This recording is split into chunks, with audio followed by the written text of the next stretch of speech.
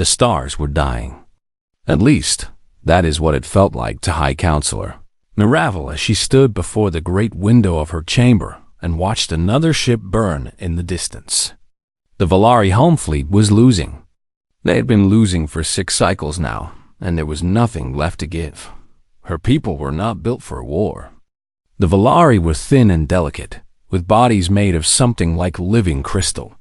They were beautiful in the light, their skin shimmering with colors that had no names in any other language.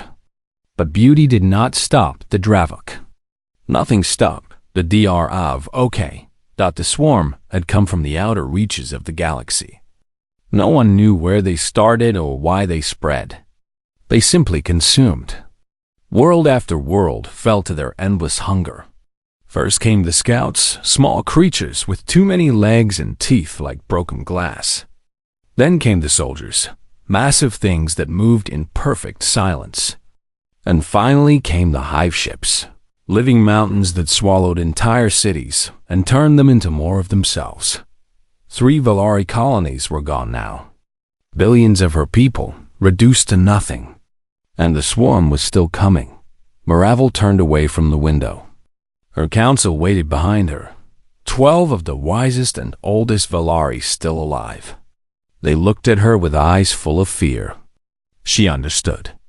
She felt the same fear in her own heart. But someone had to be strong. The fleet cannot hold them, said Advisor Torvex. His voice was soft, like wind through crystal chimes. We have perhaps 10 cycles before they reach the homeworld. Perhaps less. What about the other species? Asked another counselor. Surely someone will help us. We have asked, Maravel said. The Karathi are too far away. The Mindril have closed their borders. The Galactic Assembly has sent their regrets and nothing more. They are afraid. If they fight the Dravok, they might be next. Silence filled the chamber. Outside, another explosion lit up the dark sky. Maravel closed her eyes. There is one option left, Torvex said quietly. The ancient beacon. The words sent a chill through the room. The ancient beacon was a relic from the Precursor Age, built by a species so old that even their name had been forgotten. It was a machine that could send a signal across dimensions, calling for help from any species capable of answering. But no one had ever used it. No one dared. You know what that might summon, Maravel said. The beacon does not choose. It simply calls. Anything could answer. Anything is better than certain death, Torvex replied. Maravel looked at her council. One by one, they nodded. What choice did they have? The Dravok would not stop. The Dravok did not negotiate. They simply ate and grew and ate again. If the Valari did not find help, they would be forgotten. Just another dead species in a galaxy full of ghosts. Activate the beacon, Maravel commanded. Deep beneath the Valari capital city, an ancient machine woke from its long sleep. Power flowed through circuits that had not been used in 100,000 years. Lights flickered to life. And then, with a sound like a whisper and a scream combined, the signal went out. It crossed dimensions. It touched 100 worlds. It reached species that had never heard of the Valari, never seen their beautiful crystal cities, never known their gentle songs. Most of those species felt the signal and chose to ignore it. The message carried images of the Dravok, and the images were terrible. No one wanted to fight such monsters, but one world answered. The signal reached Earth at 3:47 a.m. Greenwich Mean Time. It arrived in the communication center of the United Earth Defense Fleet, a massive building that never slept.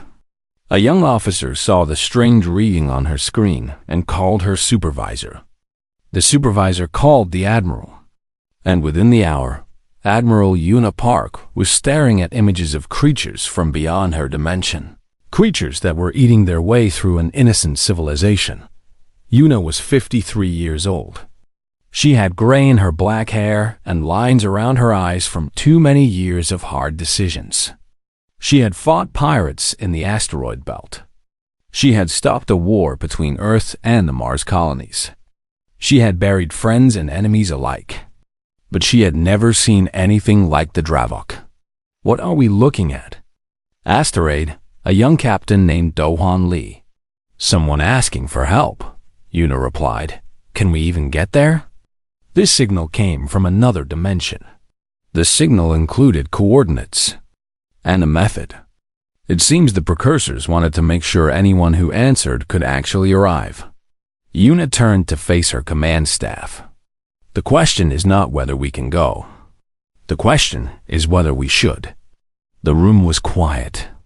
Everyone knew what Earth was in galactic terms.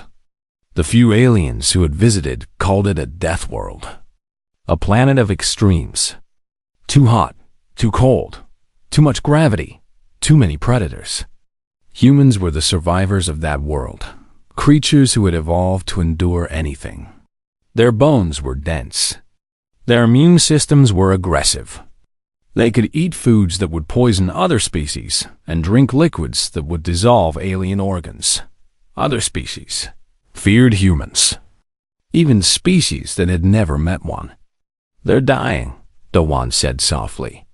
"These Valari, they're being wiped out, and they have no way to fight back." Yuna nodded. She thought of her daughter, safe at home in Seoul. She thought of her grandmother, who had survived the war when she was young and always said the same thing. "If you can help, you must help." That is what makes us human. "Prepare the first expeditionary fleet," Yuna ordered. 12 battle cruisers, 40 destroyers, full marine complement. "We leave in 6 hours." "Admiral," one of her officers said carefully, "the Assembly might not approve this action. We would be entering another dimension without authorization." Yuna looked at him with steady eyes. Someone is screaming in the dark. Someone is begging for anyone to hear them. I do not need permission to answer that call. She turned back to the screen, where images of burning Valari cities played on an endless loop. They asked for help. They are going to get it. 6 hours later, the dimensional gate opened. 12 battle cruisers passed through, followed by 40 destroyers and 200 transport ships carrying soldiers, supplies, and hope. The Valari had called into the void, desperate and afraid, and the Deathworlders answered. The human fleet arrived in Valari space on a quiet morning. There were no battles nearby, no explosions in the sky, just the slow drift of damaged ships and the distant glow of a dying colony world. Ambassador Torvex watched from the observation deck of his ship as the dimensional gate opened like a wound in space itself. What came through made his crystal heart go cold. The human ships were ugly. There was no other word for them. Where Valari vessels were smooth and graceful, built to flow through space like water through air, these machines were hard and angular. They were covered in weapons. Torvex counted the gun placements on just one battle cruiser and stopped at 200. He did not want to know the final number. "They came," whispered his aide, a young Valari named Celis. "The Deathworlders actually came." Torvex said nothing. He was afraid. Every educated being in the galaxy knew about Earth and its people. The stories were terrible. Humans could survive wounds that would kill any other species. They ate the flesh of dead animals. They had weapons that could crack planets. And they enjoyed violence. They made games of it. They watched simulations of war for entertainment. What had the Valari invited into their home? The communication screen flickered to life. A human face appeared, and Torvex forced himself not to look away. The human was female, with dark hair pulled back from her face and eyes that seemed to look straight through him. She smiled, and Torvex saw teeth. So many teeth. "This is Admiral Yuna Park of the United Earth Defense Fleet," the human said. "We received your distress signal. We are here to help." Help. Such a simple word. Torvex had heard it many times in his long life, but he had never heard it from a species that could crush him with one hand. "I am Ambassador Torvex," he replied, keeping his voice steady. On behalf of the Valari Collective, I thank you for answering our call. We did not know if anyone would come. Someone always comes, Admiral Park said. It just takes time to hear the call. She paused, studying him through the screen. You seem afraid, Ambassador. I understand. You do not know us. You have only heard stories. Perhaps we can change that. Would you be willing to meet with us in person? Every instinct told Torvex to refuse. But what choice did he have? The Dravok were coming. The Valari were dying. If these humans wanted to help, he had to give them the chance. I would be honored, he said. The meeting took place aboard a human ship called the Bridge of Stars. It was a diplomatic vessel. Smaller than the warships, but still massive by Valari standards. Torvex brought 3 advisors with him. They huddled together as they walked through the human corridors. Surrounded by beings twice their size, Captain Do-Won Lee met them at the conference room door. He was younger than the Admiral, with a kind face and gentle movements. When he saw the Valari flinch at his approach, he stopped immediately and held up his hands. I apologize, he said softly. We forget how large we must seem to you. Please, take your time. We will not rush you. Torvex stared at him. This was not what he expected. Where was the aggression? Where was the hunger for battle that all the stories described? They entered the conference room. Admiral Park was there, along with several other officers. A table had been prepared with small items Torvex did not recognize. The Admiral gestured for the Valari to sit. We prepared some refreshments, she said. On Earth, we have a tradition. When strangers meet, we share food and drink. It is a sign of trust and friendship. She picked up a small cup filled with brown liquid. This is tea. It is warm and mild. Would you like to try some? Torvex hesitated. His advisors looked at each other nervously. But Captain Dohan was already pouring cups for each of them, his movements slow and careful. When Torvex took his cup, the captain smiled. It will not harm you, Dohan said. We checked the chemical composition against Valari biology. It should taste slightly sweet. Torvex took a small sip. The liquid was warm, spreading gently through his crystalline body. It was pleasant. He had not expected pleasant. Thank you, he said. It is good. Admiral Park nodded. Now, perhaps you can tell us about the Dravok. We have seen the images from your distress signal, but images do not tell the whole story. What are we dealing with? For the next hour, Torvex explained everything. The Dravok's endless hunger. Their hive mind that connected millions of creatures into one terrible intelligence. Their ability to consume any organic matter and transform it into more of themselves. He told them about the lost colonies, the failed defenses, the billions of Valari who had simply vanished into the swarm's endless stomach. When he finished, the room was silent. The humans looked at each other with expressions Torvex could not read. They sound like locusts, said one officer finally. Or a virus. They are worse, Torvex said. A virus can be cured. A locust swarm can be destroyed. The Dravok adapt. They learn. Every battle teaches them something new. Admiral Park leaned forward. Have they learned about humans yet? No. Your species is unknown to them. You are unknown to most of the galaxy. Earth exists in a distant corner, rarely visited. The Dravok have never encountered a Deathworld species. A strange smile crossed the Admiral's face. It was not cruel, but there was something hard in it. Something ancient. Good, she said. Then they will not know what is coming. Later that day, Commander Sora Kim led a reconnaissance team to the front lines. She was a small woman by human standards, but she moved with the quiet confidence of someone who had seen many battles and survived them all. Her team consisted of 12 soldiers, each carrying enough weapons to level a small building. What they found at the front lines was horror. The Dravok did not simply kill. They transformed. An entire city had been reduced to organic slurry, thick and dark, pulsing with strange life. From this slurry, new Dravok were being born, crawling out of the muck with wet bodies and hungry mouths.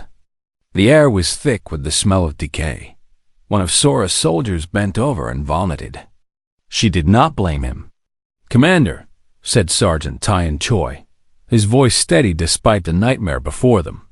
"What are your orders?" Sora stared at the spawning field for a long moment. She thought about her home, her family, the green hills outside Bizen where she used to run as a child. Places that would look exactly like this if the Dravok ever reached Earth. "Mark the coordinates," she said finally. "Document everything. And then we go back and tell the Admiral exactly what we are dealing with." "And what is that, Commander?" Sora turned away from the horror. "A plague. The worst plague the galaxy has ever seen." She looked at her soldiers, at their pale faces and steady hands. "The plagues can be cured. And we are very good at surviving diseases." That night, Torvex stood on the observation deck of his ship and watched the human fleet prepare for war. Lights flickered across the massive vessels as weapons were tested and soldiers were briefed. It was terrifying. But for the first time in many months, Torvex felt something other than despair. He felt hope that the Deathworlders had come, and they were angry. The galactic community watched from a safe distance as the humans prepared for battle. Observation drones from a dozen species recorded everything, sending images back to governments and councils across the stars. What they saw confused them deeply. Other species fought wars from far away.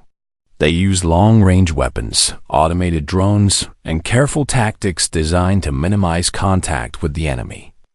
War was a mathematical equation to be solved with minimal losses. It was clean. It was logical. It was safe. The humans did none of these things. Instead, they loaded themselves into dropships. They put on heavy armor and picked up weapons designed for close combat. They checked their knives. They smiled at each other and made jokes about death. And then they flew directly toward the enemy. The first major assault targeted a Dravok hive nest on a world called Terminus 4. The planet had been a Valari mining colony before the swarm arrived. Now it was a breeding ground, its surface covered in organic structures that pulsed with terrible life. The conditions inside these structures were lethal. Corrosive atmosphere, crushing gravity, and temperatures that would cook most species alive. The Valari called it the Death Zone. They had lost 3,000 soldiers trying to destroy it. None had survived more than an hour inside. Sergeant Tyan Choi led the 47th Assault Division through the main entrance. Behind him came 200 soldiers, their boots splashing through pools of organic fluid that hissed and steamed against their armor. The smell was indescribable, a mixture of rot and acid that burned their lungs even through their filters. "Contact left," shouted Private Minji Yoon, opening fire on a cluster of Dravok drones. Her weapon roared, sending streams of superheated metal into the creatures. They screamed and died, but more came to replace them. Always more. Taeyeon pushed forward. His mission was simple: reach the spawning chamber at the center of the nest and destroy it. Every Dravok born here would eventually join the swarm, attacking the Valari homeworld. Stopping them at the source was the only way to slow the enemy's endless growth. The tunnels twisted and turned, lined with walls of living tissue that seemed to breathe. Dravok soldiers attacked from every direction, their claws scraping against human armor, their teeth searching for weak points. Taeyeon lost count of how many he killed. 20, 50, 100. It did not matter. He kept moving. Halfway to the target, his suit ruptured. A Dravok claw had found a joint in his armor, tearing through the protective layer and exposing his arm to the toxic atmosphere. The pain was immediate and intense, like fire spreading across his skin. Any other species would have died. Their flesh would have dissolved, their organs would have failed, and they would have fallen where they stood. Taeyeon reached into his emergency kit, pulled out a strip of sealing tape, and wrapped it around the breach. Then he kept fighting. "Sergeant, you need medical attention," said Corporal Junsu Kang. His voice worried through the communication system. "Medical can wait," Taeyeon replied, shooting another drone in the face. "The mission cannot." 6 hours later, the 47th reached the spawning chamber. It was a massive cavern filled with thousands of egg sacs, each one containing a new Dravok waiting to be born. Taeyeon looked at the scene and felt nothing but cold determination. "Set the charges," he ordered. "Full yield. Leave nothing alive." The explosion was visible from orbit. The entire hive nest collapsed in on itself, taking millions of unborn Dravok with it. When the 47th returned to their ships, they had lost 37 soldiers. But the enemy had lost far more. Back on the flagship, Admiral Yuna Park received reports from across the battlefront. Human forces were winning.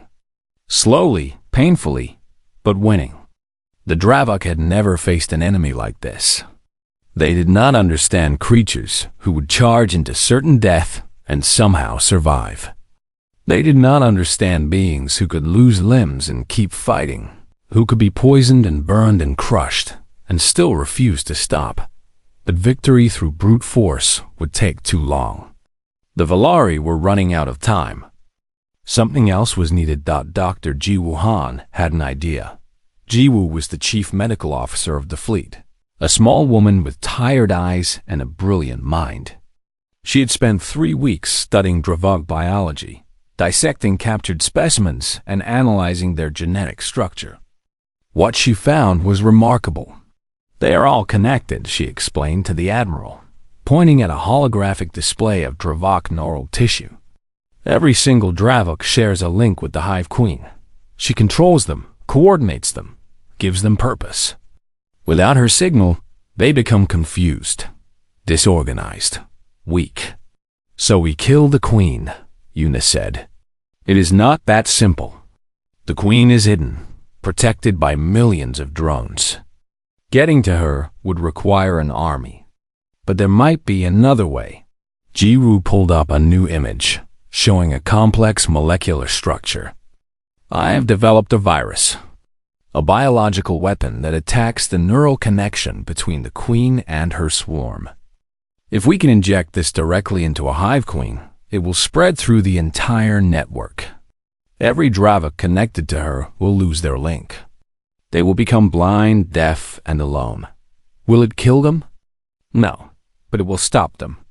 It will give the Valari time to rebuild their defenses. And it will show the Dravok that they are not invincible." Yuna studied the display for a long moment. "How do we deliver this virus?" Jiwoo hesitated. "Someone would have to get close to the Queen, very close. The virus must be injected directly into her neural core. It would mean entering the heart of the swarm, surrounded by enemies with almost no chance of survival." The room went quiet. Everyone understood what Jiwoo was saying. This was a suicide mission. Whoever volunteered would not come back. Lieutenant Minho Beek stepped forward. He was young, only 26 years old, with a face that still looked like a boy's despite the scars of battle. He had lost his entire squad in the first assault on Terminus 4. He had nothing left to lose. "I will do it," he said quietly. Yuna looked at him. She saw the pain in his eyes, the weight of grief and guilt that he carried every day. She wanted to refuse. She wanted to tell him that his life was valuable, that there had to be another way. But she knew there was not. "Are you certain, Lieutenant?" Minho nodded. "The Dravok took my friends. My family is safe on Earth because of the distance. But these Valari have nothing. No one to protect them. No one to fight for them except us." He straightened his shoulders. "Let me do this. Let me give them a chance. 3 days later, Minho infiltrated a Dravok carrier ship. He moved through tunnels of flesh and bone, avoiding patrols, hiding in shadows. He carried the virus in a syringe strapped to his chest, cold against his heart. He found the Hive Queen in the deepest chamber, a massive creature surrounded by a sea of protectors. She was beautiful in a terrible way, her body shimmering with alien light, her mind touching millions of her children across the stars. Minho did not hesitate. He charged through the guards, taking wounds that would have killed any other being.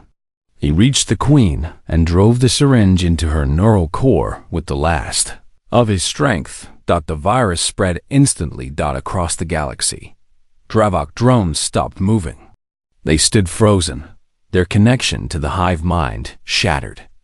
The great coordinated swarm became a confused mass of individual creatures, easy targets for the waiting human forces. Minho died smiling. When news of his sacrifice reached the fleet, there was silence. Then Admiral Park ordered every ship to lower their flags for 1 hour. On the Valari homeworld, Counselor Maravel watched the human ships go dark and wondered what kind of beings would give everything for strangers they had never met. She was beginning to understand. Deathworlders were not monsters. They were something far more dangerous. They were people who had learned to love in a universe that gave them nothing but reasons to hate. And that love made them unstoppable. The Overmind woke from its ancient sleep. For millions of years, it had guided the Dravok swarm across the stars. It was not a single creature but a network of consciousness, spread across 1,000 hive queens and connected through bonds of thought to crossed galaxies. It had consumed countless civilizations. It had devoured species so old that their names have been forgotten before most worlds had formed. It had never known failure. It had never known fear. Until now. The virus that killed Queen on the carrier ship had spread further than the humans intended. Through the neural network, it touched other queens, weakening their connections, disrupting their control. Millions of drones went silent. Billions more became slow and confused, their orders arriving late or not at all. The Overmind felt this damage like a wound in its endless body. And it felt something else. Something new. Fear. These humans were different. Other species ran from the swarm. They hid behind walls and shields and prayed for mercy that never came. But the humans charged forward. They attacked. They died and kept attacking. They were like the swarm itself, endless and hungry. But they were not driven by instinct. They were driven by something the Overmind did not understand. They were driven by choice. The Overmind made a decision. It would not wait for the humans to come to it. It would gather every ship, every drone, every queen still under its control, and it would crush this threat before it could grow. The target was obvious. Valari Prime, the heart of the collective. The world the humans had come to protect. If the Overmind destroyed Valari Prime, the humans would have nothing left to fight for. They would retreat to their distant Deathworld and never return. The galaxy would remember what happened to those who defied the swarm. The gathering took 10 cycles. Ships poured in from across the Empire, drawn by the Overmind's call. 300 hive ships, each one the size of a small moon. 50 billion drones, packed into living vessels that pulsed with hunger. It was the largest fleet the swarm had ever assembled. It was unstoppable. Or so the Overmind believed. Admiral Una Park stood on the bridge of the Eternal Dawn and watched the tactical display update in real time. Red dots filled the screen, so many that they seemed to blend together into a single bloody mass. Her officers stood behind her, their faces pale with shock. 300 ships, said Commander Sora Kim quietly. 50 billion drones. Admiral, we have 12 battle cruisers and 40 destroyers. We cannot fight those numbers. No, Una agreed. We cannot. Then what do we do? Retreat? Evacuate the Valari? Yuna was quiet for a long moment. She thought about Minho Beak, who had walked into death with a smile on his face. She thought about all the soldiers who had given their lives in the past weeks, fighting in conditions that would have killed any other species. She thought about her grandmother's words. If you can help, you must help. Running was not helping. Running was giving up. We do not need to destroy them all, she said finally. We just need to kill the brain. Intelligence Officer Yoonji Kang stepped forward. She was a tall woman with sharp eyes and a mind that worked like a computer. She had spent weeks studying Dravok communication patterns, tracking signals, mapping the neural network that connected the swarm. The Overmind is real, she said, pulling up a holographic display. It is not a myth. It exists somewhere in the center of that fleet, directing everything. If we can kill it, the swarm will collapse. Not immediately, but fast enough. The queens will lose coordination. The drones will fall into chaos. The attack on Valari Prime will fall apart. Where is it? Yuna asked. Unji pointed to a massive ship at the heart of the Red Swarm. It was larger than any of the others, a living mountain of flesh and metal, surrounded by layer after layer of defenders. There, the Bio-Citadel, the oldest ship in the swarm. The Overmind has been there since the beginning. How do we get to it? We cannot. Not with a fleet. The defenses are too thick. Any direct assault would be destroyed long before reaching the target. Yoonji paused. But a small team might succeed. If we could capture a Dravok vessel, disguise our approach, slip through the outer defenses, it might be possible to reach the Bio-Citadel undetected. And then what? Kill the Overmind with small arms? No. Yoonji pulled up another display, showing a device that looked like a small silver sphere. A quantum destabilizer. It disrupts molecular bonds at the atomic level. Small enough to carry, powerful enough to destroy anything within 1,000 meters. If we can plant this in the Overmind's core chamber and trigger it, the entire Bio-Citadel will cease to exist, and the Overmind will die with it. Captain Dohan Lee spoke up. Who would carry such a device? This is a one-way mission. Whoever goes will not come back. The bridge was silent. Everyone understood what was being asked. This was not just risk. This was certain death. I will go, Yuna said. The shock in the room was immediate. Sora stepped forward, her face hard. Admiral, you cannot. You are the commander of this fleet. We need you here.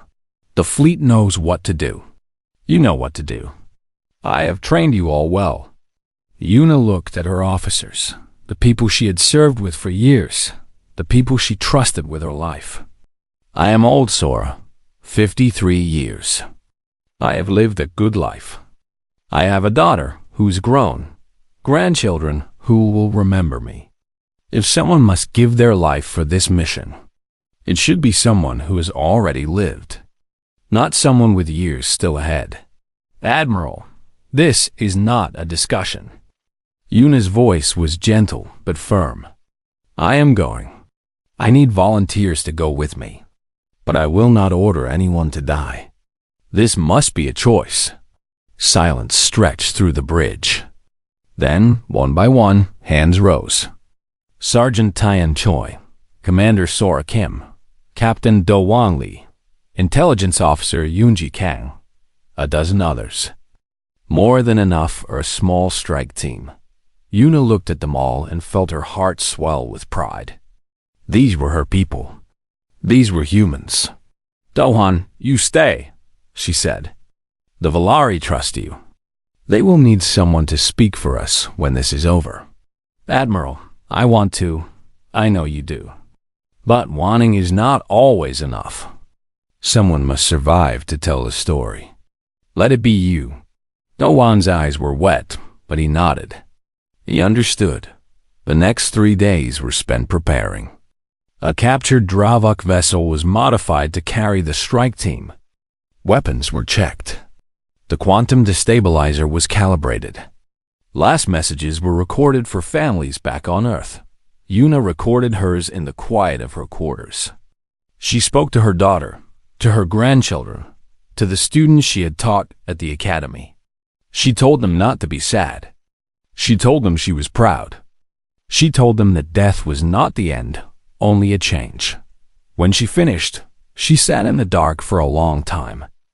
She was not afraid. Fear had left her years ago, learned away by battles and losses and the slow understanding that life was precious because it ended. What she felt now was peace. Tomorrow, she would walk into the heart of the swarm. Tomorrow, she would kill a god. On the bridge of the eternal dawn, the countdown began.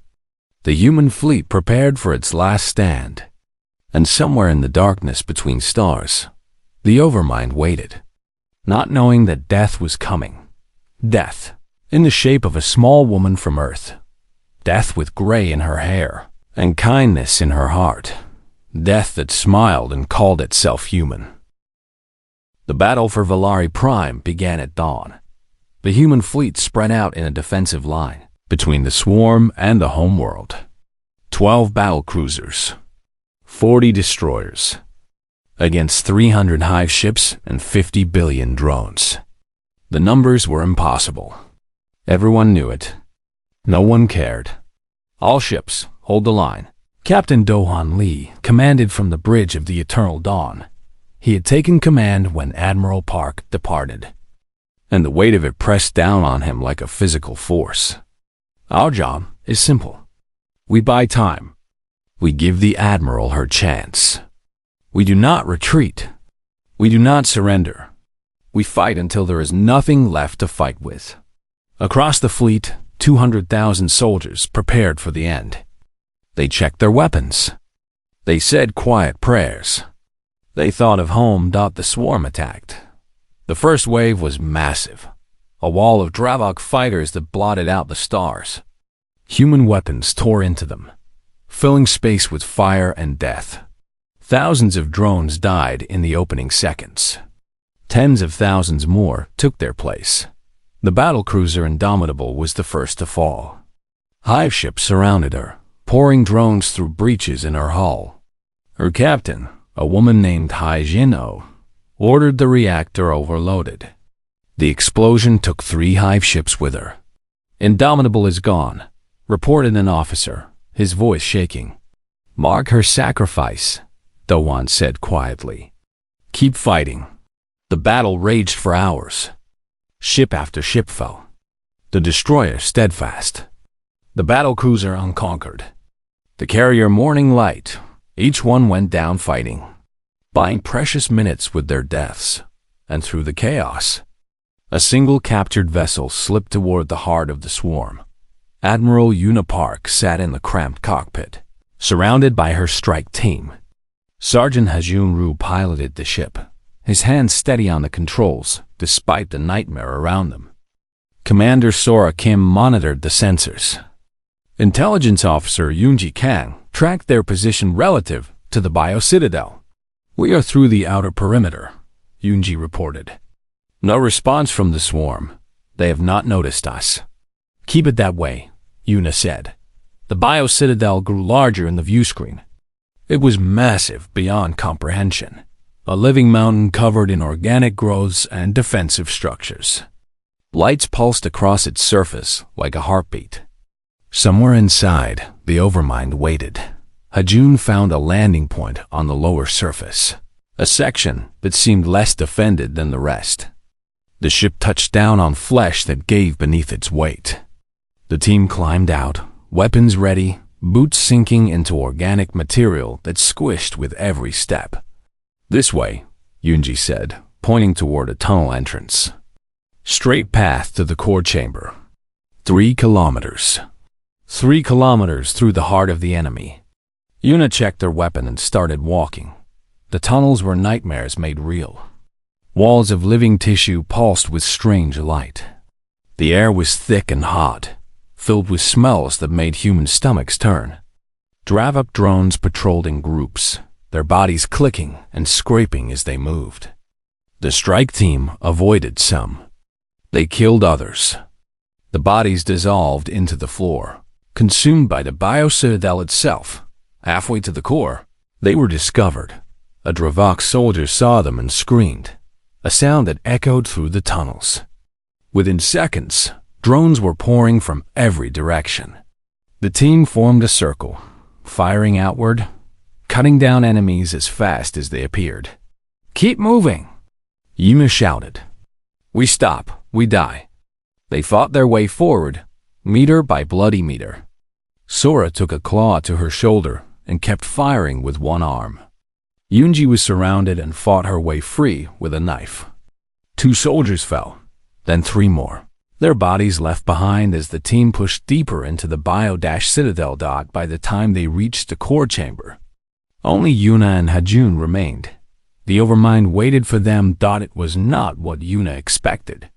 She had imagined a creature, something with a body and a face that she could look in the eyes before she killed it.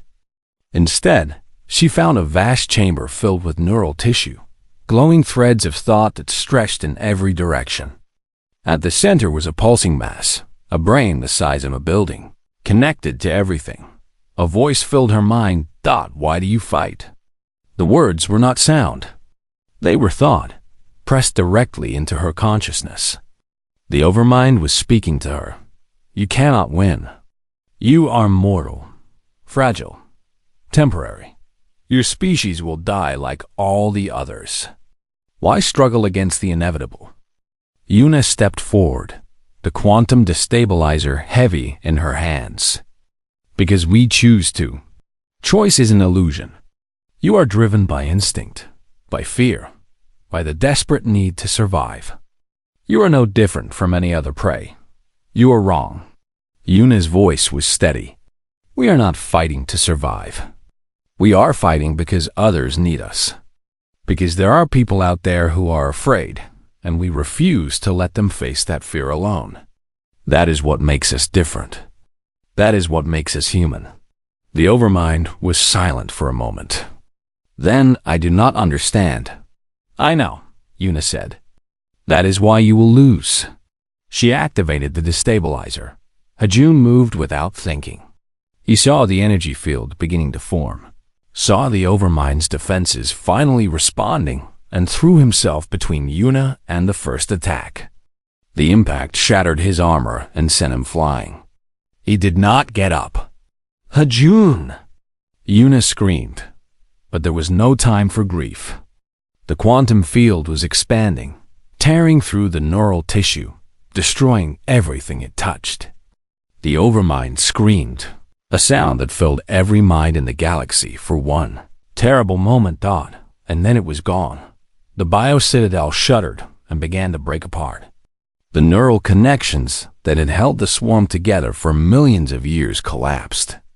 Across the galaxy, Dravok drones stopped moving. They stood frozen, lost, cut off from the mind that had given them purpose. Yuna fell to her knees, the destabilizer still clutched in her hands. She looked at Hajun's body, at the ruins of the chamber, at the dying flesh around her. She smiled. "We did it," she whispered. The Bio-Citadel collapsed around her. She did not try to escape. There was nowhere to go. Instead, she closed her eyes and thought of home, of her daughter, of her grandmother's voice saying, "If you can help, you must help." She had helped. That was enough. The battle for Valari Prime ended at dusk.